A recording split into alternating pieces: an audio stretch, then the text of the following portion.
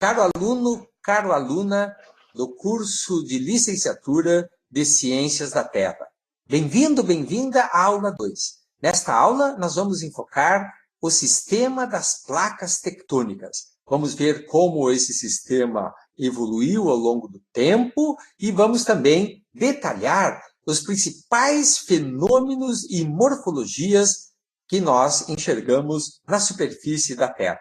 Aqui você vê um magnífico mapa da morfologia dos assoalhos dos oceanos e o limite das placas tectônicas. Neste pequeno círculo, você vê a velocidade em centímetros por ano com que as placas se movem. Nós temos limites divergentes, quer dizer, momentos, limites em que as placas se separam, e temos limites convergentes, onde as placas se encontram. A superfície sólida externa da Terra é, então, um mosaico de placas tectônicas. E elas respondem, então, pelo dinamismo da Terra.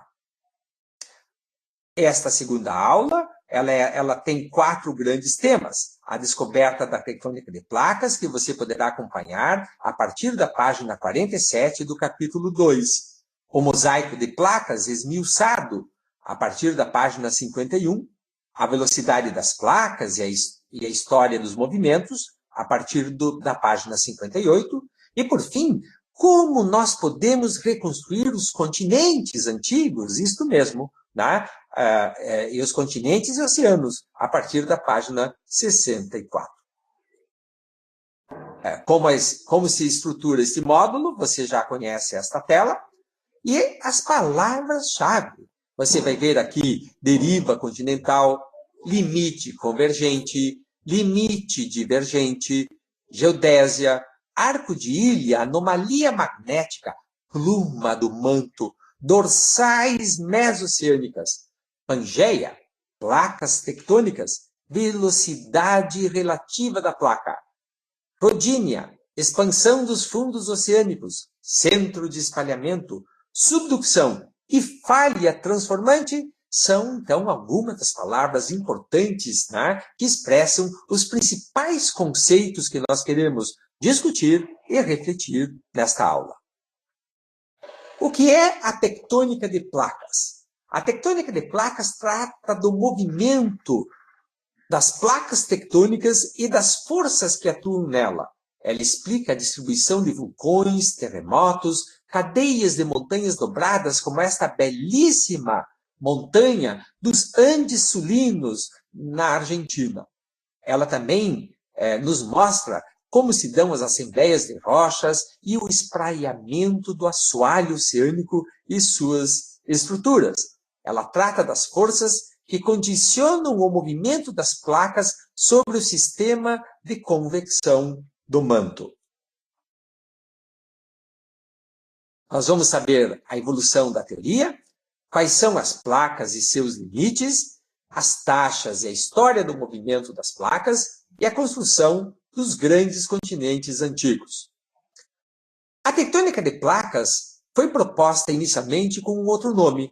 Ela foi proposta por Alfred Wegener em 1912 com o nome de deriva dos continentes. Alfred Wegener, junto com outros, se baseou em algumas evidências para mostrar que no passado todos os continentes estavam reunidos numa única massa de terra. E ele se baseia na morfologia da costa dos continentes atuais, mostra como a América do Sul se encaixa perfeitamente na África e também como a América do Norte se encaixa no perfil oeste da Europa. E esses, por sua vez, se encaixam com os continentes do Sul.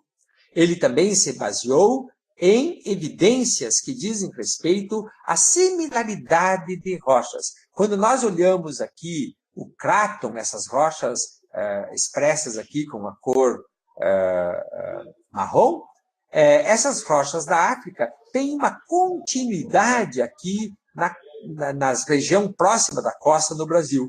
Assim como aqui no sul, as rochas da bacia do Karoo, elas são semelhantes às rochas da bacia do Paraná. E o mesmo acontecendo aqui na região norte da África e também essa região norte do Nordeste brasileiro.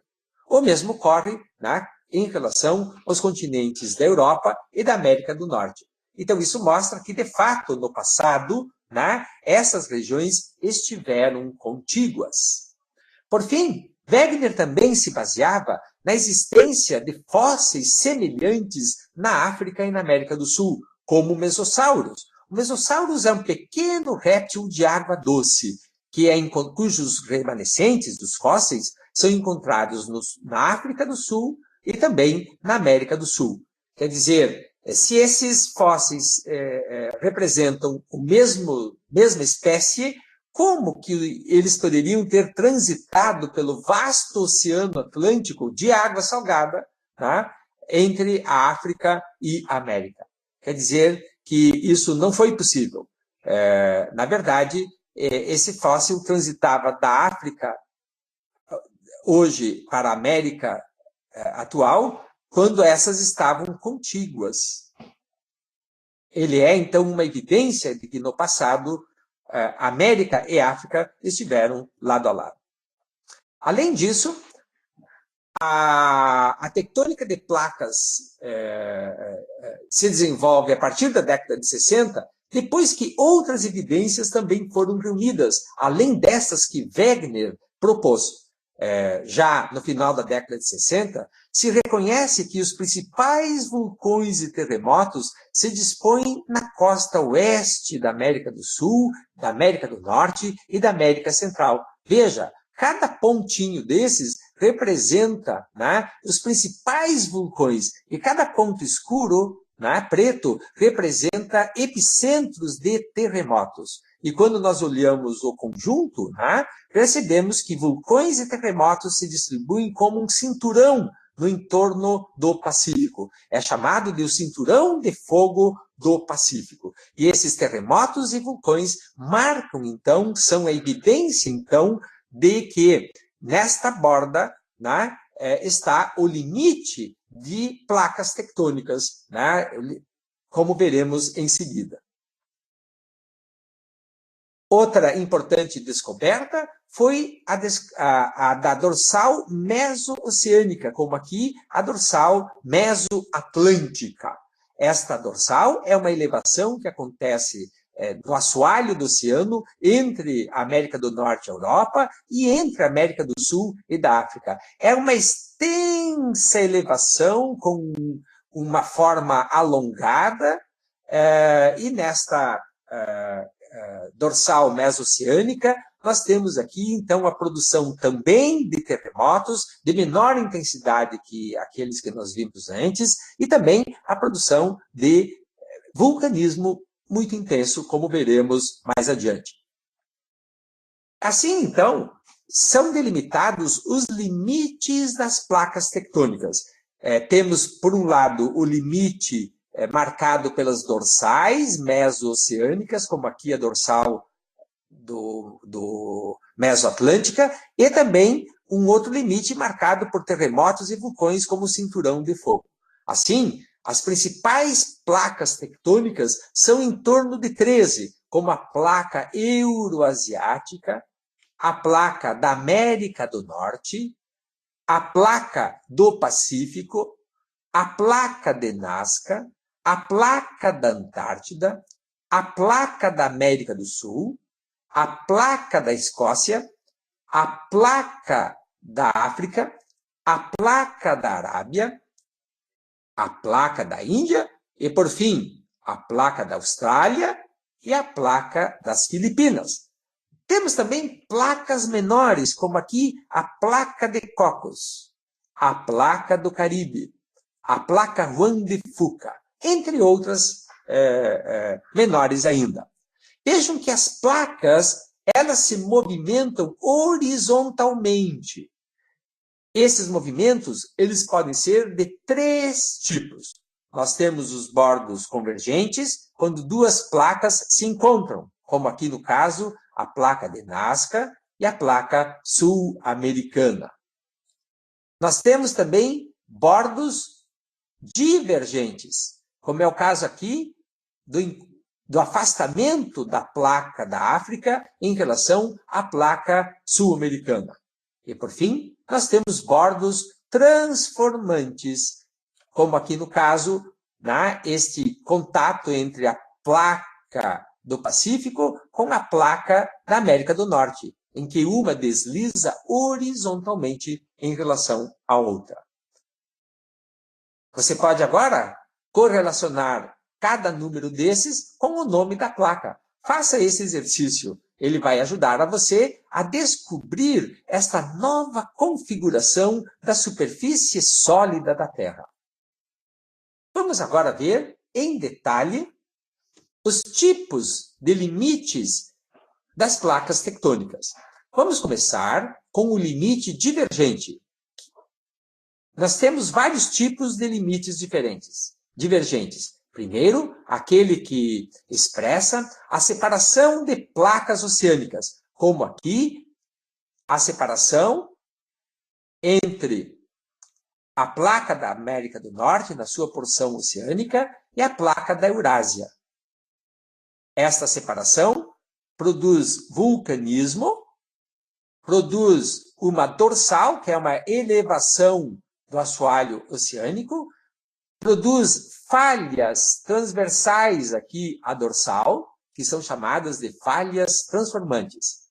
Nós chamamos essas fraturas de separação de rifteamento. São riftes, são fraturas e falhas. Aqui temos também vulcões, mas são vulcões diferentes daqueles que temos na superfície dos continentes. São vulcões de fissura. São vulcões em que o magma, ele se aloja em fissuras. E aqui também há terremotos, de menor intensidade do que aqueles que acontecem nos continentes.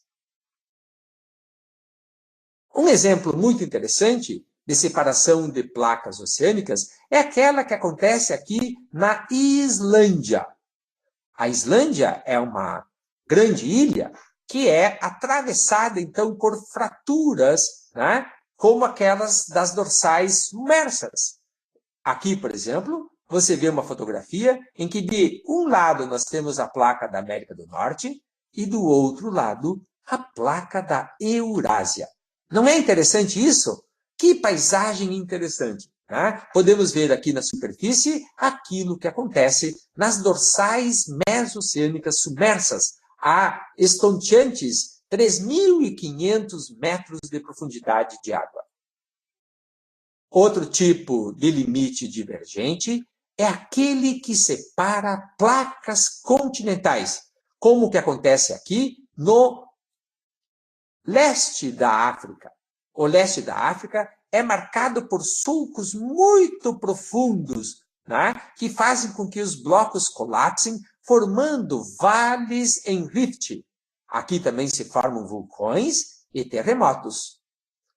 Esse processo leva à fragmentação de um continente. Isto é, no futuro, esta região mais leste da África vai se separar dela, assim como Madagascar já está separada por este mesmo processo. Aqui está uma fotografia do Vale em Rift do leste da África, formando um vale profundo. Nesse vale nós temos maior umidade, temos a formação de rios, uma vegetação um pouco mais abundante. E no bordo e na parte do planalto desse vale, temos uma região mais seca, onde há vulcões, e há desertos. Portanto, a vida é muito mais abundante dentro desses rifts do leste da África. Foi num desses rifts que a espécie humana, há cerca de 5 milhões de anos atrás, começou a evoluir. Aqui você está vendo o berço da nossa espécie. Aprendemos desde cedo a andar dentro dos vales. Agora passamos para os tipos de limites convergentes. Um tipo de limite convergente é quando temos a convergência, o encontro de uma placa oceânica com outra placa oceânica, sendo que uma delas submerge, né, mergulha para o manto, como aqui no caso, a placa do Pacífico, que se choca com a placa das Filipinas, produzindo na borda o que nós chamamos de arco de ilhas. Aqui, então, nós temos terremotos profundos, muito intensos. Temos também a formação de vulcões em uma cadeia. Eles se alinham, formando um arco. Um exemplo é o da Fossa das Marianas. Vamos ver em detalhe no próximo slide. Aqui está uma imagem batimétrica da Fossa das Marianas. Vejam que as Ilhas das Marianas, logo próxima, é um arco formado por um alinhamento de uma enorme quantidade de vulcões. Esta é uma das regiões mais ativas, mais dinâmicas da Terra. É aqui, nessa região, que temos vulcões muito intensos e temos também a produção de terremotos seguidos, muitas vezes, dos terríveis tsunamis. Outro exemplo de limite convergente é a convergência do tipo oceano-continente, como acontece bem próximo aqui de nós, nos Andes, em relação à placa de Nazca. A placa de Nazca é uma parte do piso do Oceano Pacífico. Esta placa, quando chega próxima do continente, ela já está mais fria, e por isso ela descende e ela mergulha sob a placa da América do Sul. Você se lembra que a densidade da crosta oceânica é levemente maior do que a crosta continental. E assim, então, a crosta continental fica flutuando, né? Enquanto que a placa de Nazca fica mergulhando. Isso produz uma enorme deformação das rochas do bordo da América do Sul, gerando, então, a formação de montanhas. Aqui temos também a formação de vulcões, tá? Ao longo dos Andes, temos aqui várias cadeias alinhadas, né? Com vulcanismo muito intenso. E também temos a produção de terremotos, que resulta do atrito entre estas placas. Aqui está o sul da América do Sul, o Rio Grande fica mais ou menos por aqui. Aqui está a enorme Cordilheira dos Andes, né, sendo sua máxima expressão aqui no centro. E ao longo desta cordilheira, então, temos muitos vulcões e terremotos. Tá? E agora nós podemos explicar isso pela convergência, né, das placas oceânica e continental.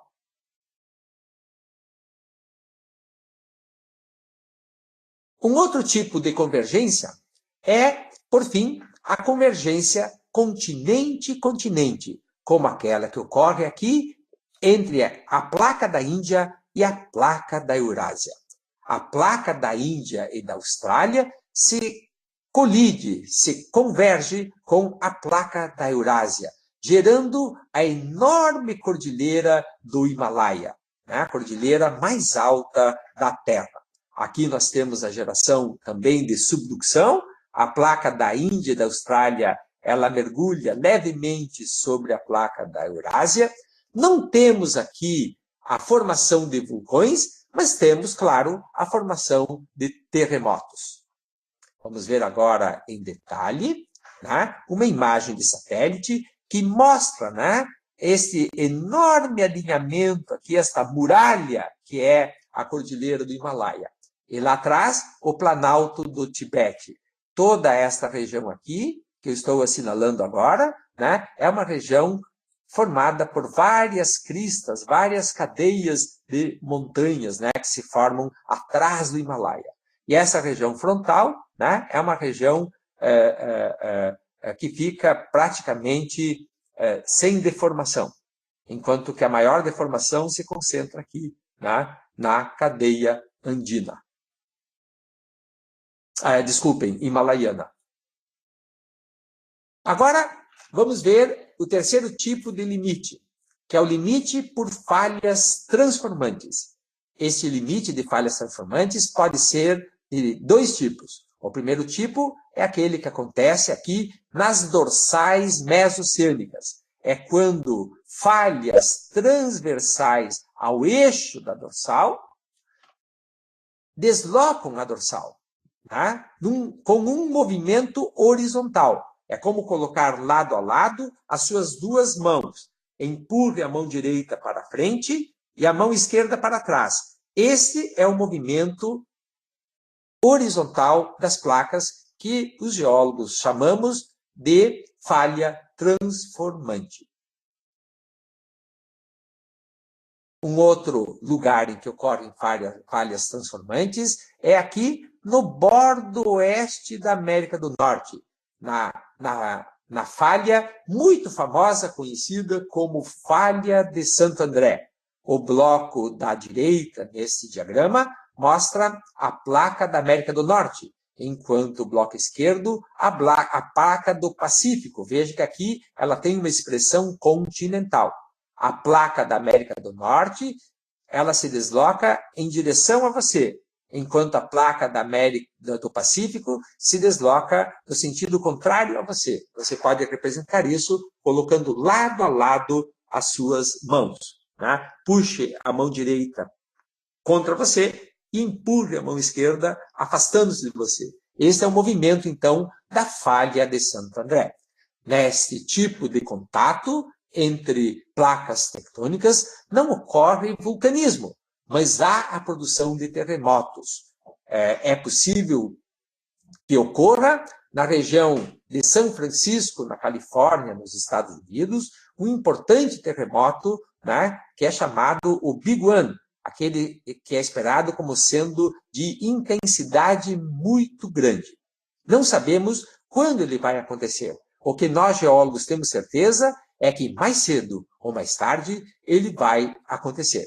Por isso, caro aluno, cara aluna, quando você for viajar para lugares, cidades próximas ou localizadas nos limites das placas tectônicas, tenha cuidado. Ali é o lugar em que pode ocorrer de forma intensa vulcanismo, terremotos e tsunamis. Consulte sempre um site que informa você quando ocorreu o último terremoto, a possibilidade de ocorrer um terremoto, porque, nesses casos, o melhor é saber se prevenir e como reagir em situações de risco.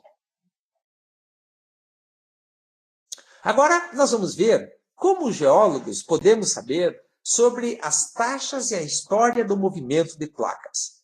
Eu comentei que numa dorsal mesoatlântica há o alojamento de magma, né, nessas fissuras, né, que vão se consolidando e fazendo com que o assoalho do continente, do oceano, se expanda. Ora, com uma dada configuração do Polo Norte e do Polo Sul, magnético, este material que se aloja nessas fendas se consolida e ele grava como uma fita magnética a posição magnética do Polo Norte e do Polo Sul.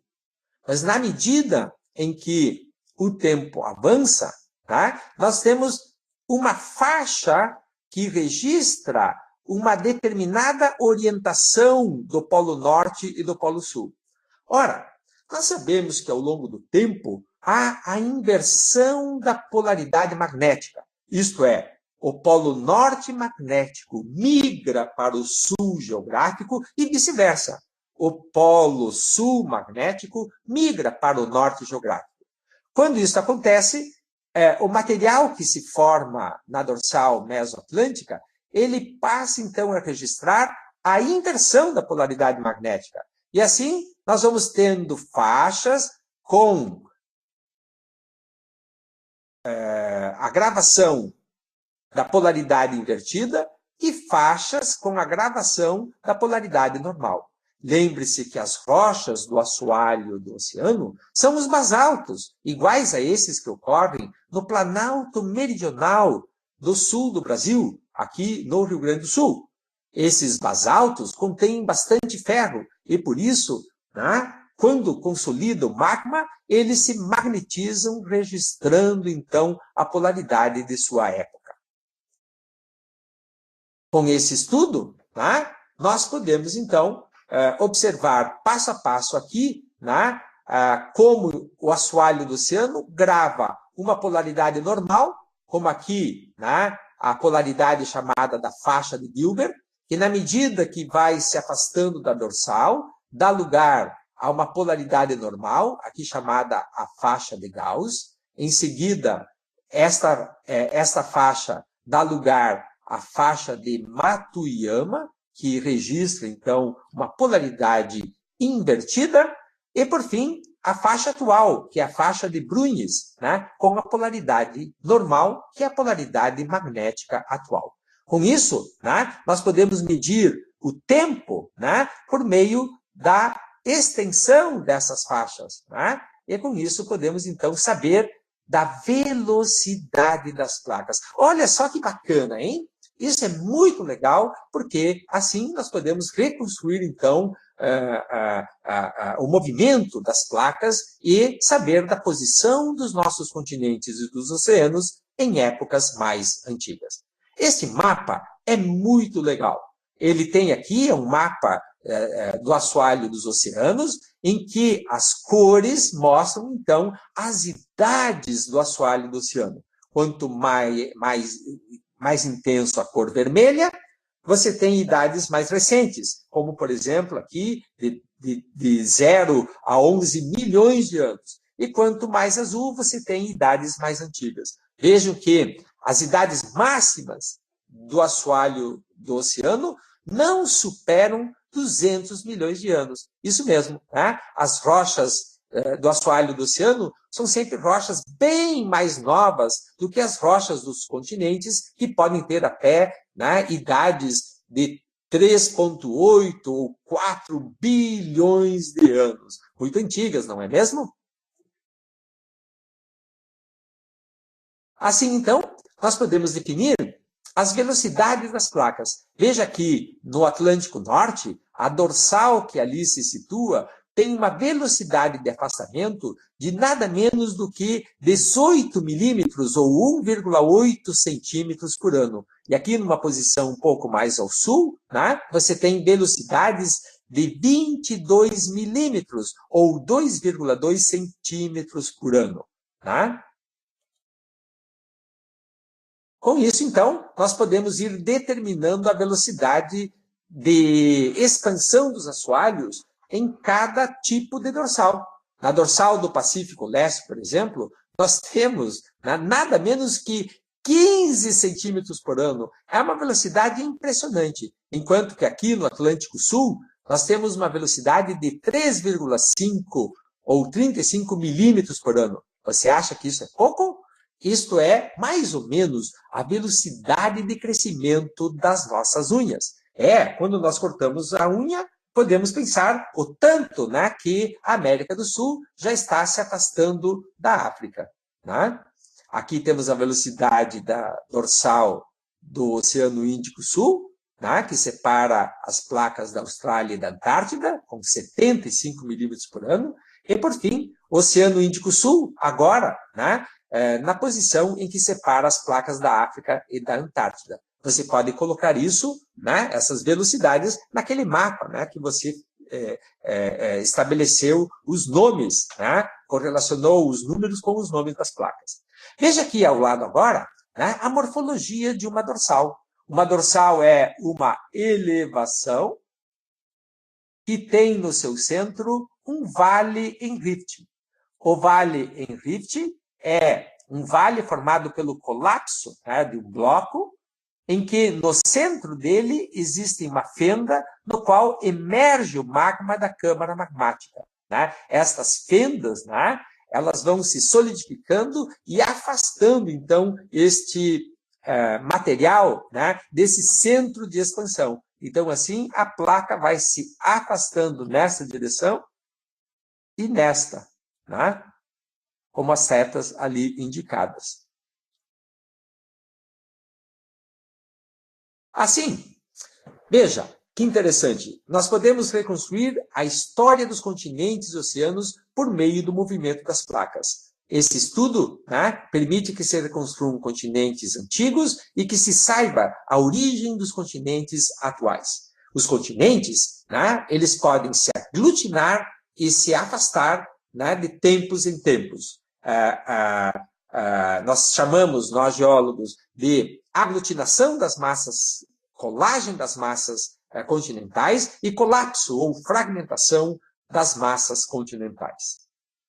Podemos assim reconstruir, por exemplo, a colagem da Pangeia.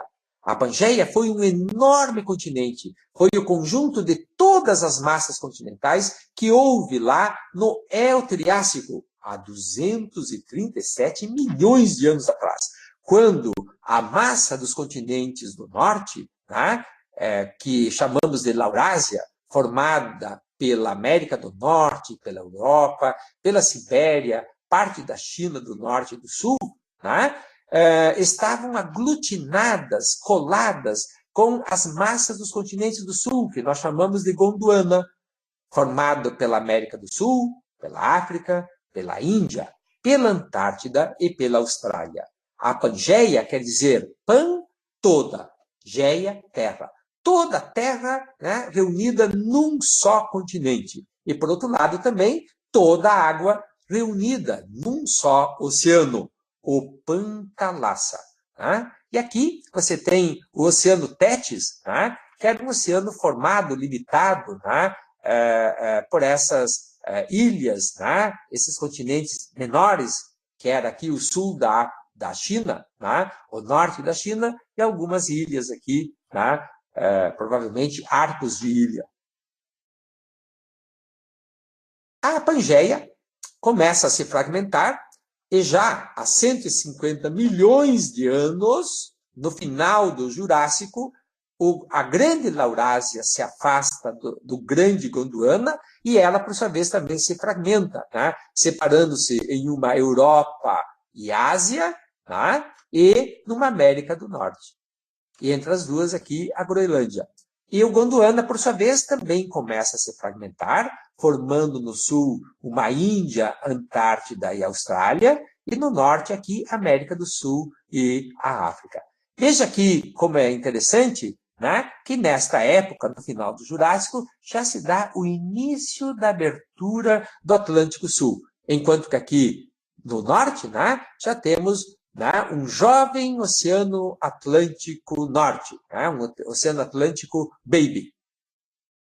Por fim, né, o colapso do Gondwana, né, que são as terras continentais ao sul, né, e da Laurásia ao norte, ele já está bem avançado no Eoceno, há 50 milhões de anos atrás. Né? Nesta época, a América já está bem individualizada da África, a Europa é um conjunto de grandes ilhas, como se fosse um arquipélago de grandes ilhas, né? Enquanto que a região aqui hoje conhecida como Oriente Médio ainda está em formação, e a Índia inicia seu choque, né?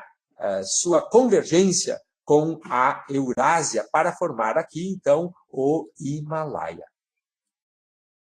Bom, era esses os nossos temas da aula de hoje. Espero que você tenha gostado bastante e que você tenha ânimo para seguir os nossos estudos sobre esse incrível planeta em que vivemos. Temos muito mais coisas para ver avante. Esperamos que você esteja bem disposto, bem disposta para a nossa próxima aula na próxima semana. Um grande abraço, a gente se vê em seguida.